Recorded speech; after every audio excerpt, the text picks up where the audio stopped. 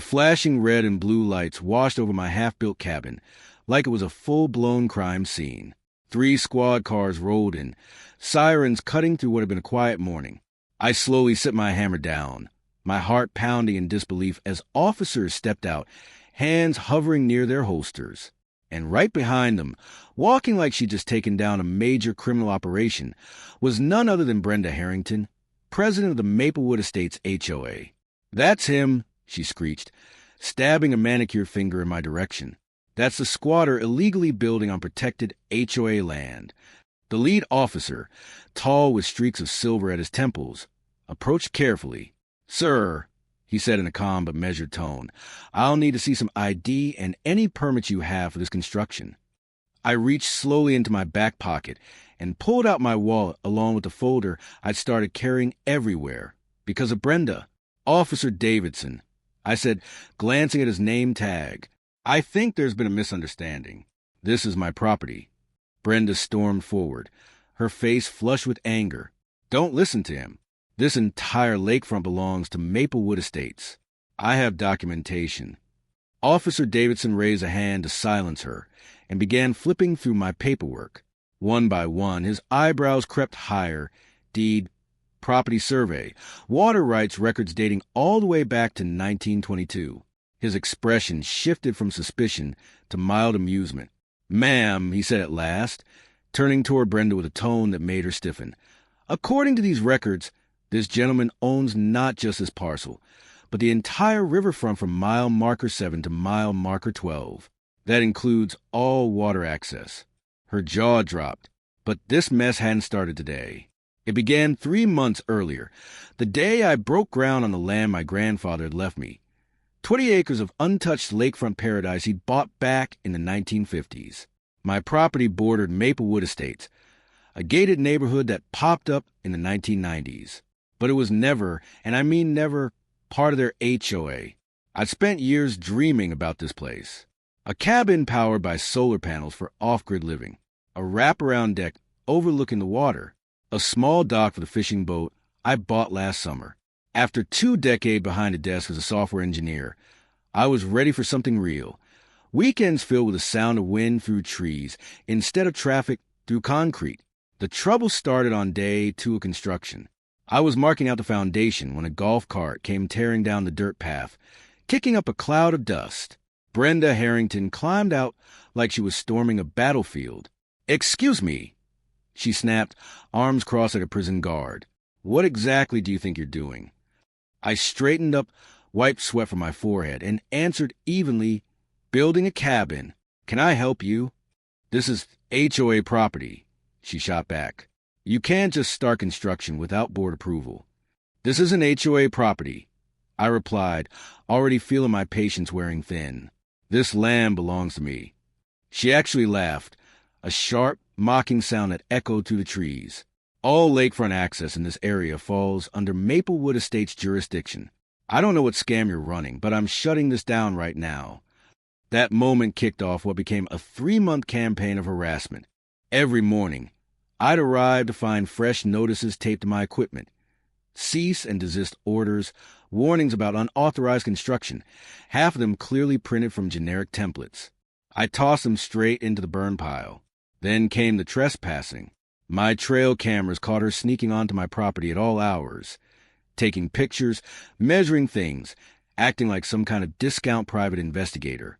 One morning, I found her standing inside the foundation I just poured, clipboard in hand. "Brenda," I called, startling her so badly she nearly dropped her pen. "You're trespassing again." She spun around, clutching the clipboard like a shield. "I'm documenting HOA violations. The noise from your construction is disturbing our residents' peace." "The nearest house is half a mile away," I said, barely holding back a laugh. "And it's 10 in the morning on a Tuesday." Her lips tightened. "We'll see what our lawyers have to say about that." The lawyers never showed up, but her behavior escalated. Soon she started bringing backup. Other board members who stood near what they thought was a property line, snapping photos and whispering like a group of gossiping raccoons. One day, she even brought a man she introduced as the HOA's environmental compliance officer. which I'm pretty sure was just her nephew in a polo shirt with an attitude.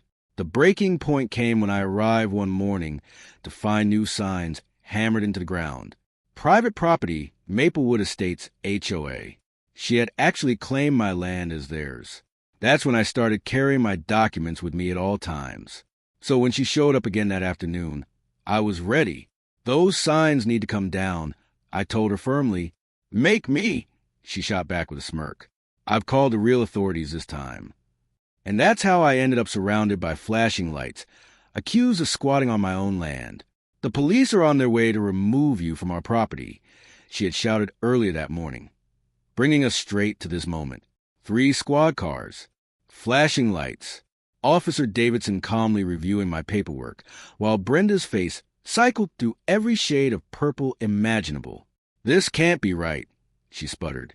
The HOA owns all water access. We've been using that beach for 20 years. Using it and owning it are 2 very different things, ma'am, Officer Davidson replied evenly. According to these records, your HOA has actually been trespassing on this gentleman's property for the past 2 decades. I spread the survey map across the hood of the cruiser and pointed out the boundaries. My grandfather owned everything from here to here, I explained, tracing the lines. That includes the beach your residents use, the hiking trail, and even the boat launch. Brenda's mouth opened and closed like a stunned fish, her clipboard trembling in her hands. The other officers gathered nearby, trying and failing to hide their smirks. One muttered something about another one of those HOA presidents, and the others nodded knowingly. But we maintained that beach, Brenda protested desperately. On my property, I replied calmly. Without permission, that's technically vandalism. Officer Davidson handed my documents back. Sir, would you like to press trespassing charges? Sounds like this has been going on for quite some time. I pretended to consider it, while Brenda's face drained from purple to ghost white. Not this time, I said finally, but I will be installing official boundary markers and no trespassing signs. Anyone crossing them after today will be prosecuted. You can't do this. Brenda shrieked. The entire community uses that beach. Our property values depend on lake access. I shrugged. Should have thought of that before trying to claim my land. The officers gave her a stern warning about filing false reports before driving off. Brenda just stood there, clutching her clipboard, watching her little empire crumble. By that evening, word spread through Maplewood Estates faster than wildfire. My phone wouldn't stop ringing. Board members, residents, neighbors, everyone suddenly very interested in the lake access situation. The story grew more exaggerated with each retelling. By the time it reached the far end of the neighborhood, people were saying I owned half the county and was planning to build a casino. The next morning, about 15 people were waiting at my construction site. Not with pitchforks, thankfully, but with nervous smiles. A man in khakis and a tucked-in golf shirt stepped forward and extended his hand. Mr. Peterson, he said politely. I'm Jack Sullivan, Vice President of the HOA Board. We'd like to discuss the lake access situation. Nothing to discuss, I replied, not even pausing my work. It's my land. Has been since 1952. Jack nodded, then shot a sharp look over his shoulder at Brenda, who stood in the back looking like she'd swallowed something sour. We understand that now, he said carefully. We're hoping to reach some kind of arrangement. The community has been using that beach for decades, and I've been paying taxes on it for decades.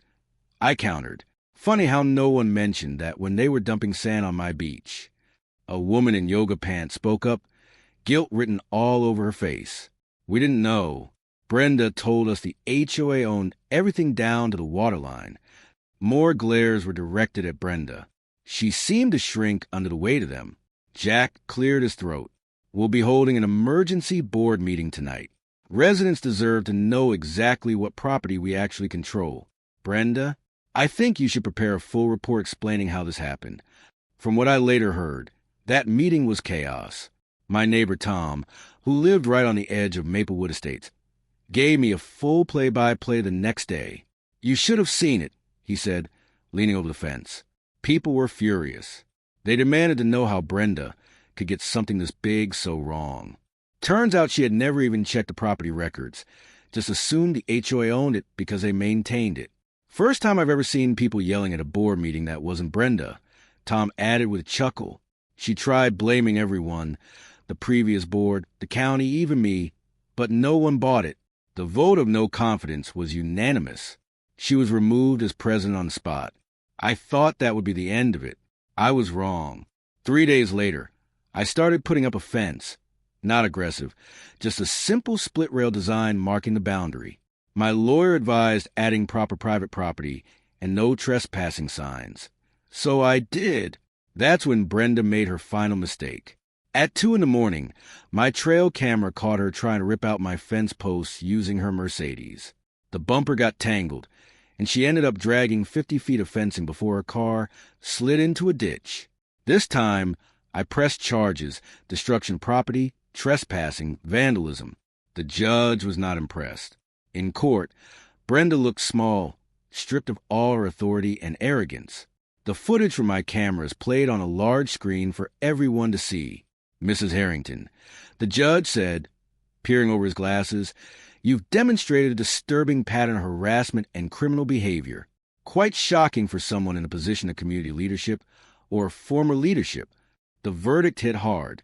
$12,000 in fines, restitution for the damage, 200 hours of community service, and a restraining order keeping her 500 feet away from my property.